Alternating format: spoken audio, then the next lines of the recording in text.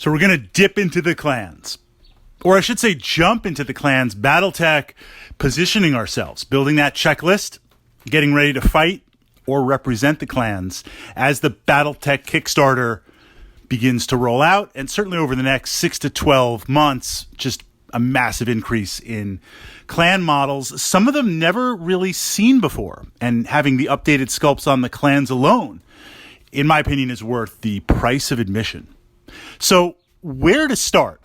I wanted to start with not only one of my favorite machines, but also one that I regularly field as my star commander on the table. So we're jumping right into the assaults. And that shouldn't come as a surprise because Inner Sphere, I love heavies. I love assaults. I play mediums. I aspire to play more lights outside of the Locust and a few others, but Battletech for me is where the assault machines are. The firepower, the armor, the damage, just the pinnacle of human warfare, warcraft, engineering. We're going to jump in with the Warhawk. And I think this illustrates an important concept where the idea of battle value and how it plays in. This idea that you and I, we agree to a battle value, if it's clans versus Inner Sphere or clans versus clans, and we can pick from different machines and maybe combined arms and other things, completely different lists, perhaps radically different lists. But because the battle value adds up, the fact that it evens out in theory is there. And this holds up somewhat, but we have to be very careful with the clans. And there's this duality that often works against yours truly in that I love heavy mechs. The Warhawk, 3,194. I wrote that down. Usually I'm pretty good with calculating battle value, remembering it in the area, but I wanted to be specific. 3,194.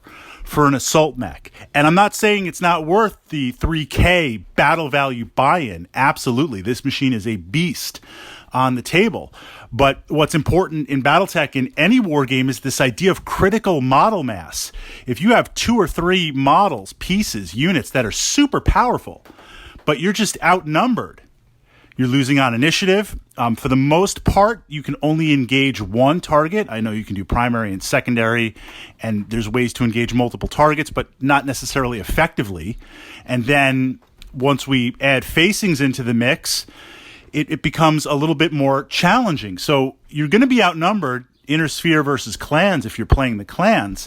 But even clan versus clan, and even being outnumbered Inner Sphere versus clans, we need to be mindful of not... We need to balance out that battle value. So taking a number of assault machines and other type of heavy-end spectrum mechs, it cascades very, very fast. So when I play the Warhawk, that's kind of my heavy hitter. That's really kind of my one heavy-hitting machine. Then it'll be heavies and mediums. I have a few lights in my collection. I tend to not play them as much because the battle value that I have set aside for the lights, I dump into battle armor. And we're going to look at battle armor because this is an important part of the clans and how they support each other, mechs and battle armor, and also jumping into clans, it opens up new opportunities for the Inner Sphere.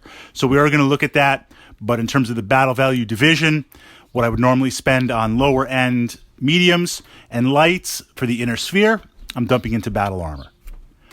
First thing that catches your eye on this machine, 4 ER, extended range, PPCs. 4 PPCs. And if you've faced a Marauder, if you've faced a Warhammer with good fire discipline and keeping at range, you know firing off 2 PPCs is potent. It's potent. It's not an autocannon 20 to the face, but you've got 2 and you've got range reaching out. At least with the AC-20 damage dealing, you got to get up close. You got to earn it to get up there. Well, the Warhawk right away, you've got 4 of these. You have range. Now remember, this is the big jump. This is the big what if. They're not just PPCs, they're clan PPCs. They're ER PPCs. You're pushing that out at 23 hexes. That's like long-range missile territory. You're pushing out 23 hexes, but it's not just 23 hexes. It's and this calculation is true for anything, it's 23 plus whatever your potential movement is per turn. So you can be out of range and then suddenly be in range. You could be at far range, and the inner sphere is like, okay, he's at far range, and then in one movement band, potentially, depending on how I move and you move based on initiative, I could be even closer. That is massive. And on a hex map, that is just, absolutely brutal. You've got 4 of these. Damage, 15 points. So we've got the 10 plus 5 representing that superior tech. Now I'm going to sidestep for a moment. I believe in wargaming when you make a mistake, or if your opponent makes a mistake and it can be corrected, then, it's just corrected because it's a game. We're having fun, and you probably would have done that anyway, and I don't want to suspend the physics of the game. Here's what I mean by that. There's been times I've played Battletech, and, we play with a lot of toys. We're doing inner sphere versus inner sphere, 8 to 12K. We've got tanks, we got artillery, we've got infantry, we've got mad mechs everywhere. We've got air support, and it's easy in the shooting phase to fire off some of your toys, and you declared your targets, you fire, but like you missed a medium laser, or you missed a large laser, and now we're done with the shooting phase and we're on the attack phase, and you're like, that stalker, I forgot to fire the laser. You know what? Fire it. The pilot was going to probably do it anyway. If the mech is destroyed, well, and you were going to target, then no. But if I'm up, fire it at me. Absolutely. No problem with that. Likewise, if my opponent makes some mistakes along the way and they suddenly realize it, can we correct it and be reasonable? If you made a mistake like 4 turns ago, the dynamics of the battle is too much. And what you need to keep in mind with the clans, especially if you've been playing Inner Sphere for so long, the first couple of times I was playing this machine, it's been a long time since I played clans at that point. So I pull out my clan toys, and I'm shooting these PPCs for 10 points of damage.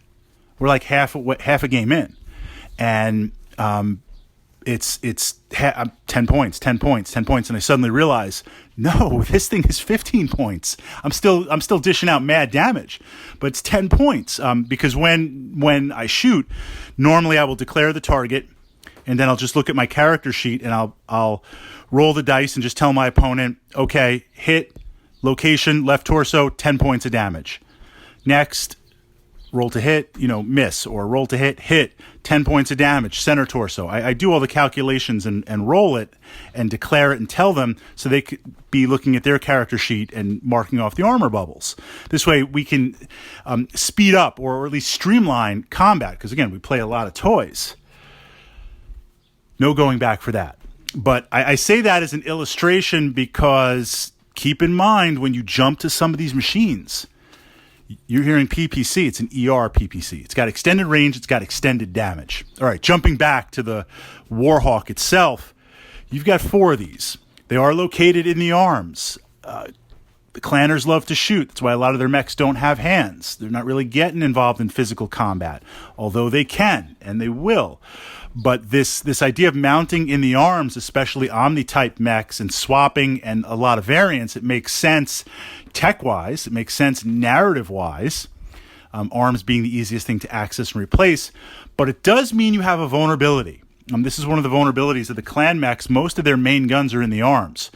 So if you can not necessarily knock down all their armor in the center torso or blow off their legs, if you can get angles and focus on arms and focus from that perspective, get left side, grab their left arm, this is one of the ways to reduce their efficiency as quick as possible.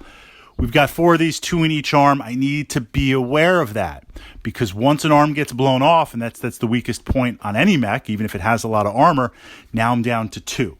So it's not like other mechs where I've got, say, the Battlemaster. Certainly the Warhawk outshoots the Battlemaster.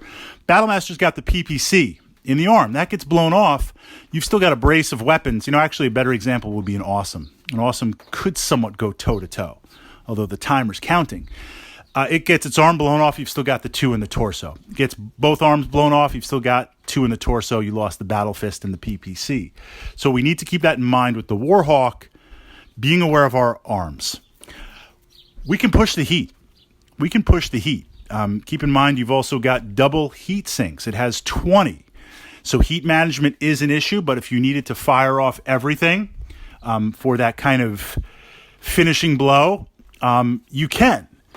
The challenge with the Warhawk is much like the Warhammer, much like the Marauder, trigger discipline, heat discipline, fire discipline, firing off 2, chaining 2, maybe 3, knowing when to push 4, knowing when you stand a reasonable chance of delivering that final kill and pushing it from that perspective.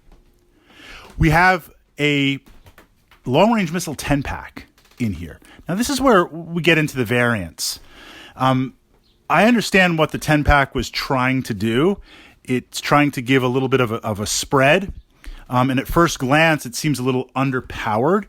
But the idea is, tactica-wise, use the PPCs to punch through a mech's target. So maybe you run, let's say we're going back to that awesome. And I've issued a challenge, the Desgra, Inner Sphere, Mercenary, Warriors of the Great Houses, not understanding the vision to restore peace and prosperity in the Inner Sphere, that the clans are bringing the enlightenment, that the clans are bringing that narrative. We're engaging 1-to-1. I will aggressively push the PPCs to punch through the awesomes, to punch through the mech's armor. Once that's done, this is where the LRMs come in, because you're going to be able to, you want them to split into the clusters. I want to go crit seeking. It's maybe not the most efficient crit seeking. It would be better to have short-range missile packs and more of a spread of them. But I understand ranging the ERPPCs, because the clans like to stay at range, having the long-range 10-pack, clans like to stay at range. There are some variants that are closer in range. But what this means is I can push the heat, and as soon as I've broken through on that mech where there's a chance to cause a cascading failure, maybe I've broken through center armor, or I've broken through a spot where there's some ammo, now I'll tone down the PPC fire. I'll still fire 1 a turn, but the main switch will be the missiles. Because at that point, once you punch through, it's not so much about causing raw damage, it's about going crit hunting and trying to push on there. So it seems underwhelmed. I'd rather have a 20-pack, given the assault class, but we've got the weight, we've got the armor, we've got other aspects. Speed is pretty good for the assault mechs. Generally, the clan mechs are faster versus Inner Sphere, so you can factor that in.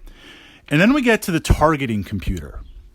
Utilizing this little piece of clan tech, and this is one of the mechs where this comes stock, representing its command structure and its ability to utilize those PPCs, it makes it a little bit easier to hit. It makes sniping a little bit easier. Think about how you can use that targeting computer to help knock down heavily armored mechs, to help punch through quicker, maybe a turn or 2 sooner. So a potent mech, but we have to be careful. Now on the opposite side, this beast of a machine, where does it get into trouble? It gets into trouble if you can overheat it. If you can have a scenario, and this exact scenario is hard to say. I mean, it depends on discipline. I tactically get into trouble because I always push the heat. I mean, I know better. I can advise you guys, and I'm able to control my bloodlust, my honor for the clans when I have to. But sometimes I go for that glory, and I'm pushing the heat. It's all good.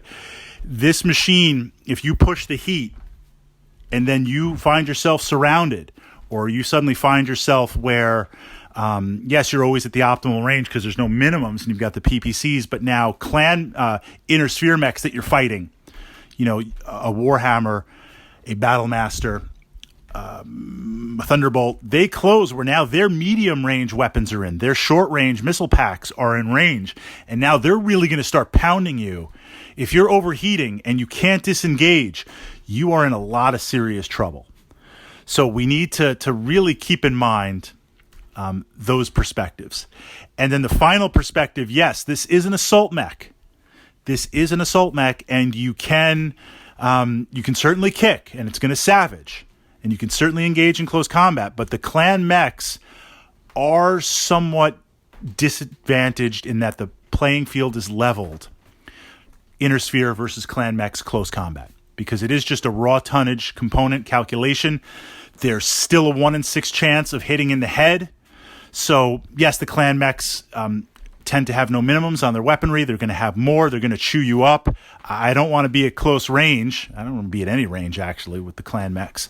But if I can get base to base, if I can get up there with my awesome, if I can get up there with my hunchback, if I can get up there with mechs that could punch, the playing field is a little bit even. It is a little bit level, and I can potentially based on the physical attacks, buy some advantages. I need to watch out with the Warhawk that doesn't happen. Clans want to stay at range. Clans want to have fire discipline. Clans want to slowly advance, whittling you down. And this is what you're going to see in a lot of weapon systems with the clan mechs. This idea of primary weapons, ERPPCs, Gauss weapons, things like that, to punch through the armor, and then smaller subsystems, streaks and other SRMs, LRMs, pulse lasers, smaller weapon systems that are now designed to crit seek and try to put out as many possible hits as possible, still doing a little more damage, but the damage isn't the focus. Look through some of the mechs, and you'll see things that look a little bit mismatched weapon systems wise, like first glance of the Warhawk, PPCs. Wait, why do I need an LRM 10? Because we're looking to operate at range, punch, crit seek, destroy, move on to the next.